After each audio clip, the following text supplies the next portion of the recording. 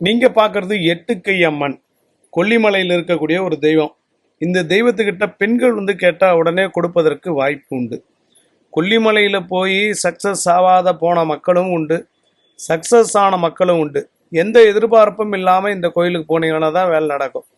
எனக்கு இது நடக்கணும், நான் கணவன் மனைவி ஒன்றா சேரணும், அன்பு வரணும், லவ் வரணும், வியாபாரம் வரணும், அது வரணும், இது வரணும்னா சத்தியமாக நீங்கள் நினச்சா கூட வராது.